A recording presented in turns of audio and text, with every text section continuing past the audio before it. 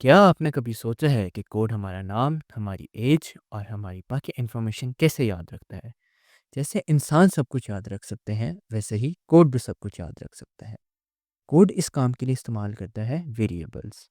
आज हम सीखेंगे वेरिएबल्स के बारे में। तो अब आप सबके दिमाग में एक ही सवाल आ रहा होगा कि वेरिएबल क्या होता है। तो आइए सीखते हैं वेरिएबल्स के बारे में। एंड तक मेरे साथ रहिएगा ताकि हम वेरिएबल्स को अच्छे से, एक आसान तरीके से और एग्जाम्पल्स के साथ समझ सकें। और अगर आपको ये वीडियो पसंद आई है तो लाजमी लाइक करें और मज़ीद ऐसी वीडियोस के लिए मेरे चैनल को सब्सक्राइब करें और अपने दोस्तों के साथ शेयर करें।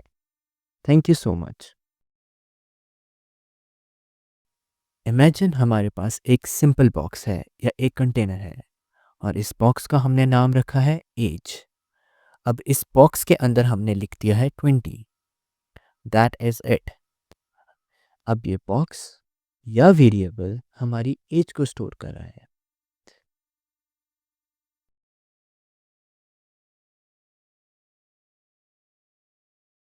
जैसा कि लास्ट एग्जांपल में हमने देखा कि हम अपनी एज को यानी एक होल नंबर को स्टोर कर सकते हैं वेरिएबल्स के अंदर। बट क्या इसका मतलब है कि हम सिर्फ होल नंबर्स को ही स्टोर कर सकते हैं? बिल्कुल नहीं।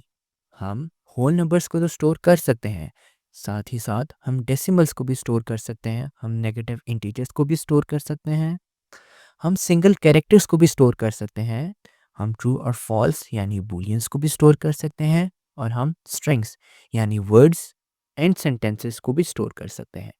इन सब चीज़ों को स्टोर करने के लिए सी प्लस प्लस हमें डिफरेंट डेटा टाइप्स देती है, जिनकी लिस्ट आपकी स्क्रीन पे शो हो रही है। चलिए अब हम थोड़ी सी प्रैक्टिस कर लेते हैं। सबसे पहले मैं इस कोड को एरेज कर दूंगा और यहाँ पे इंक्लूड करूंगा यूजिंग नेम स्पेस std। और अब मैं अपने इंट मेन के अंदर आऊँगा और यहाँ पे कमेंट्स में लिखूंगा इंटीजर और एक इंटीजर वेरिएबल बनाऊंगा नंबर के नाम से और सी आउट करूंगा एंटर अ नंबर। और सी इन को यूज़ करते हुए अब मैं नंबर वेरिएबल के अंदर इनपुट ले लूँगा और अब मैं अपने इनपुट को सी आउट करवा दूंगा।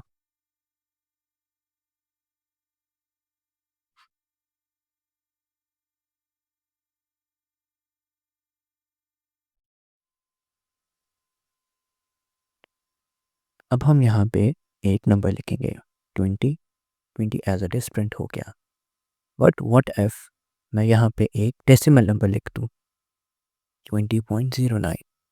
तो इसे 20 प्रिंट करेगा क्योंकि एंड सिर्फ डेसिमल से पहले पहले वाले नंबर्स को काउंट करता है, कंसीडर करता है, उससे आगे वालों को इग्नोर कर देता है।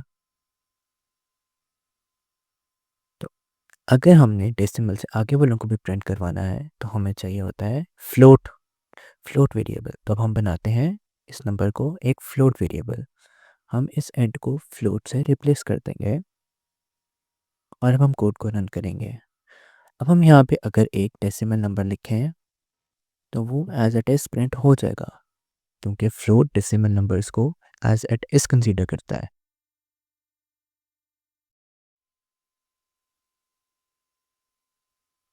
नेक्स्ट हम जाएंगे कैरेक्टर्स की तरफ।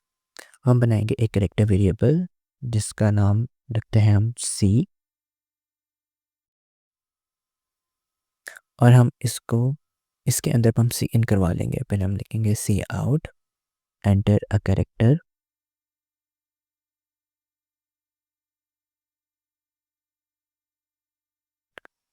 और अब हम इसके अंदर सी इन करवा लेंगे और हम इसको सी आउट भी करवा देंगे सी इन के बाद।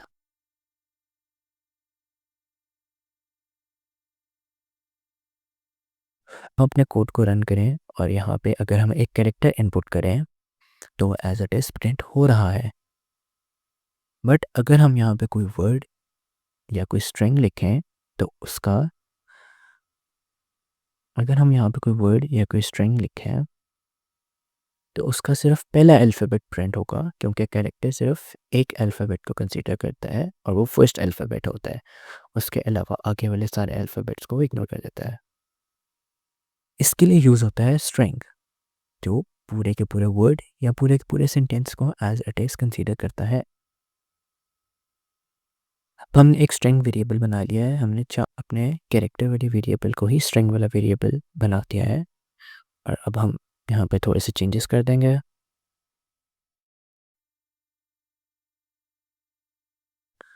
अब अगर हम यहाँ पे एक वर्ड या स्ट्रिंग लिखें तो वो एज इट इज़ प्रिंट हो रहा है, क्योंकि स्ट्रिंग पूरे के पूरे वर्ड को या सेंटेंस को कंसीडर करता है और वो पूरे के पूरे वर्ड को प्रिंट भी कर देता है। और अगर इसमें हम कोई इंटीजर या हम कोई डेसिमल कुछ भी लिखें, वो स्ट्रिंग ही कंसीडर होता है और एज इट इज़ प्रिंट हो जाता है।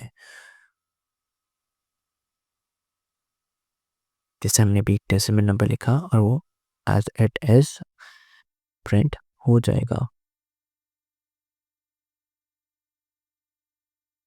नेक्स्ट अब हम बढ़ेंगे बूलियंस के बारे में। सबसे पहले हम एक बूलियन वेरिएबल बनाएंगे जिसका नाम होगा बूल फ्लैग। और हम इस वेरिएबल के अंदर एक वैल्यू स्टोर करेंगे ट्रू।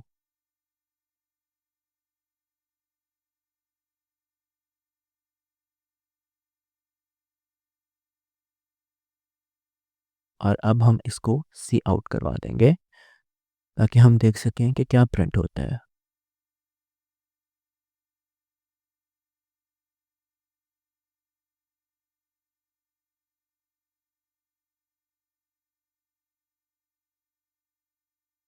तो देखिए, जब हमने ट्रू लिखा तो 1 प्रिंट हुआ, क्योंकि बूलियन ट्रू को 1 कंसीडर करता है और फॉल्स को 0 कंसीडर करता है।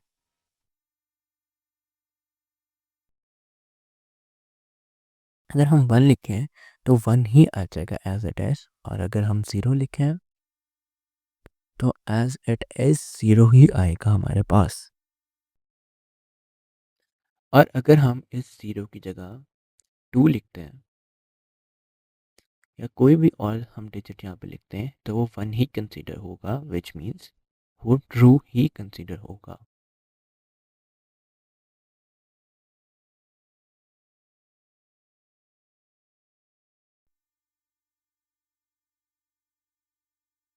अब हम देखेंगे कि हम अपने कोड में एक स्ट्रिंग को कैसे लिख सकते हैं। हम खुद अपने कोड के अंदर एक स्ट्रिंग को एक वेरिएबल के अंदर कैसे स्टोर करवा सकते हैं। तो सबसे पहले हमने एक स्ट्रिंग वेरिएबल बनाया। हमने लिखा C is equal to double quotation और उसके अंदर हमने जो भी हमारा स्ट्रिंग है वो लिख दिया। हम इसको सी आउट करवाएंगे तो वो एज दैट इज प्रिंट हो जाएगा। सी प्लस प्लस में स्ट्रिंग को स्टोर करवाने के लिए डबल कोटेशन यूज़ होते हैं, सिंगल कोटेशन यूज़ नहीं होता है। अब अगर मैं इन डबल कोटेशन को सिंगल कोटेशन से रिप्लेस कर दूं तो हमें एक एरर देगा ये। जैसा कि आप अपनी स्क्रीन पर देख भी सकते हैं कि इसने एरर दिया है। अगर आपको ये वीडियो पसंद आई तो मेरे चैनल को लाइक करें और मज़ीद ऐसी वीडियोस के लिए मेरे चैनल को सब्सक्राइब करें और अपने दोस्तों के साथ शेयर करें।